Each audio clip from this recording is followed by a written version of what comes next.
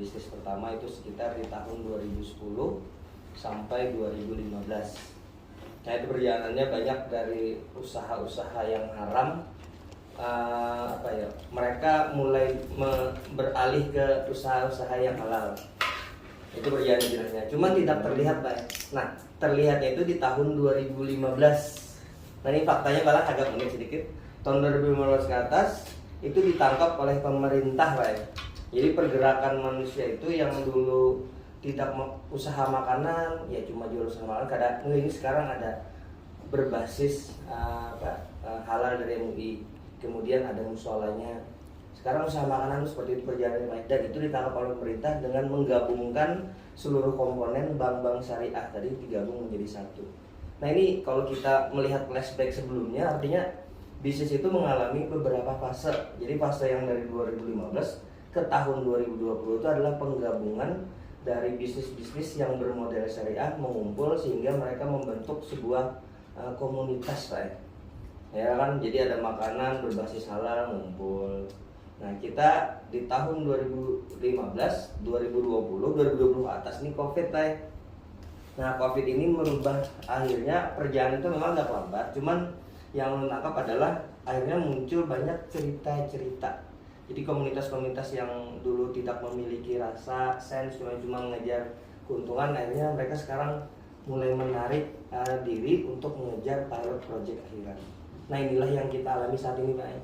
Kalau kita cuma berjualan umroh, mungkin semuanya dari bubuhan pian ada sisi marketing enak Pak. Tapi kita hari ini bukan menyatukan nilai marketingnya, kita ingin menyatukan nilai akhirat sehingga rasa yang dirasakan oleh Pak Anton yang Pak Anton cerita tadi kan mengalir spiritualnya itu mungkin itu yang akan pian rasakan dan akhirnya pian bisa tularkan kepada agen-agen yang akan pian bentuk. Nah jadi hijrah itu tadi ada 3 Pak. Jadi hijrah pertama, hijrah kedua, dan ini hijrah ketiga. Kita memasuki Pak. Ini kalau biar orang sekarang ini Pak, kita ini kurang konten Pak. Nah di tahun 2020 ke atas ini adalah yang akan memegang peranan adalah konten Pak. Kenapa? Karena memang grafiknya seperti itu Pak. Nah grafik konten inilah yang akan nanti dibahas oleh Mas Andi. Jadi orang ini kada bisa apa-apa, harus Pak dipaksa Pak untuk belajar medsos. Ya kan, Mama Ulun nih kadang cerita waktu di awal, Mama Ulun awal pakai handphone ini, aku cuma berteleponan aja. Wah ini sini klik, bahkan pakai voice note Pak. Ini sudah artinya kan fasenya sudah berubah Pak. Nah hari ini kita saatnya mengosongkan pikiran kita, sama seperti Ulun belajar juga nih Mas Andi kan, view beliau followersnya ribuan, sedangkan toko Ulun aja cuma 4.000 Pak. Jadi materinya insya Allah mungkin akan daging intinya, jadi kita akan belajar sama-sama. Nah sebelum belum masuk ke dalam sana, dari fakta-fakta yang menarik tadi, ada beberapa pertanyaan yang harus kita jawab sendiri Pak. Ini penting, kenapa? Karena dari awal kita membentuk komunitas ini adalah beda Pak antara orang yang berjalan dengan niat dengan orang yang berjalan dengan tanpa niat, atau bisa juga dengan niat tapi niatnya yang salah gitu. Jadi yang perlu dibangun adalah niat kita apa dulu Pak. Nah jadi Ulun mengajak para mitra ini sebagai teman-teman kami itu bagaimana sih niat kita. Nah tadi Pak Anton bercerita tentang Rafiq hijrah wisata Pak. Jadi Rafiq itu ambil dari arti teman Pak. Jadi dulu Pak Anton ini teman dulu. Pak Antonnya adalah offline Ulun, tapi kami di dunia Pak. Jadi beliau offline, kita mengejar duit, kita mengejar hal-hal yang tidak berbau agama, sehingga pada akhirnya kita terpisah gitu. Dan kita akhirnya ditemukan Allah dengan sebuah kejadian yang mungkin ini di luar nalar. Kita akhirnya berkumpul, bercerita banyak, pertemuan beberapa kali dengan Pak Anton, akhirnya kita menemukan ayo kita gabungan usaha. Nah konsep kami ini kami tular, dan akhirnya kita bergerak sendiri, lalu akhirnya beberapa kali pertemuan dengan beberapa tim, ada terkumpulan namanya Tazkiyatun Nafs. Kita bukan mengenalkan Rafiqnya tadi Pak. Jadi Rafiq tadi teman hijrah Pak. Jadi konsep kami Rafiq hijrah wisata dan teman hijrah. Nah tapi kita ingin menularkan ternyata bukan travel yang kita inginkan, tapi adalah sebuah pemrograman. Jadi menceritakan dulu Pak, ada speaker Pak.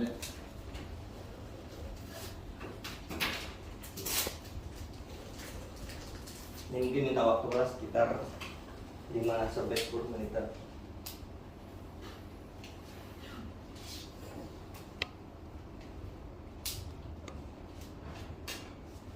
hanya lalu kan? Ini. Apa ada yang lain? Hanya lalu apa kan? Berapa? Ada. Nah, ini kondisi yang terjadi saat ini gini Pak. Ini travel Pak. Umroh.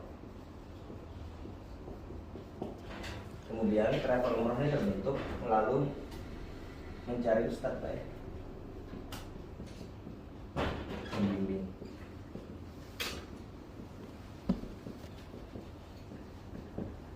Kemudian dijuallah beberapa paketan ke travel ustadz. Ini terjadi malah fenomena travel umroh sudah dijelaskan dulu singkat pada kemudian.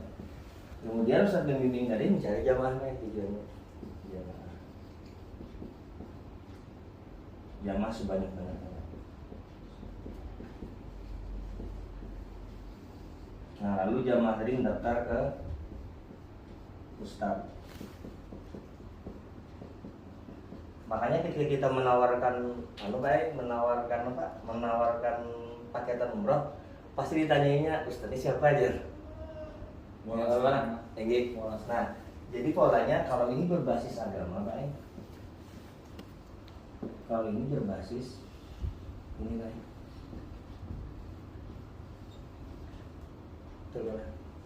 Berbasis duit Pak.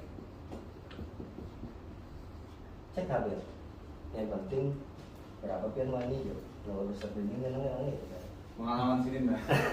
Nih yang lu rasakan lah. Pengalaman lah. Iya. Jadi travel umroh ini berimbang di hadapan Ustaz Pak. Jadi ini ulun bukhari artinya bukan menyebutkan secara gamblang, ada ini yang terjadi kebanyakan travel umroh. Jadi kita cari ustadz pembimbingnya aja. Mereka lupa bahwa kita adalah tujuannya ke sini, Pak. Ini hanya sebagai apa, Pak? Wasilah, Pak. Nah, program kita nih lo hapuslah. Itu bukan seperti ini, Pak. Nah, ini konsepnya malah yang terjadi pada umumnya. Nah, ini lo jelaskan. Lalu saya kemudian bahwa tazkiyatun nafs itu bukan seperti itu. Jadi tazkiyatun nafs itu kayak ini Pak.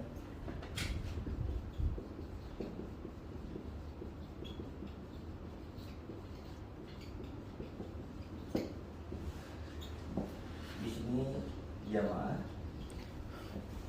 di sini ustaz, pembimbingnya.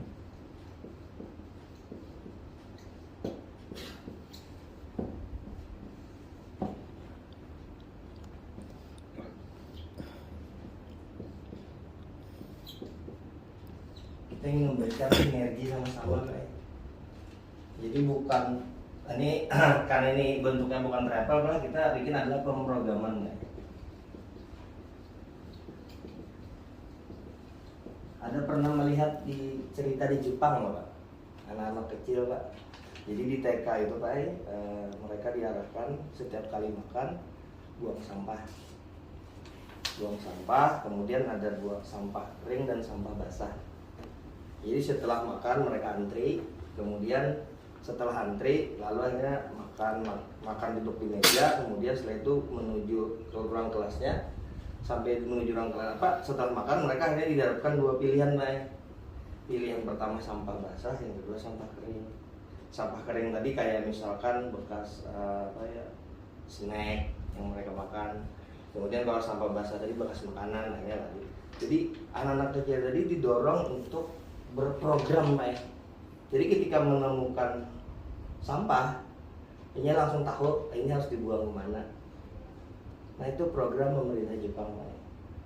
Nah kita ini pun sebenarnya adalah citra identitas diri kita adalah program yang kita bentuk. Nah sama kita ingin membentuk bagaimana sih tazkiyatun nafs bukan sebagai sebuah travel tapi dia adalah program Pak. Jadi program yang membekali bukan hanya ustadznya, bukan hanya jamaahnya, tetapi tazkiyatun nafs sendiri itu membekali dirinya. Dan disinilah intinya adalah kita para mitra kantor pusat berperan Pak. Jadi kita mainnya keroyokan Pak. Paham malah maksud keroyokan? Jamaah ini Pak, ustadznya membimbing,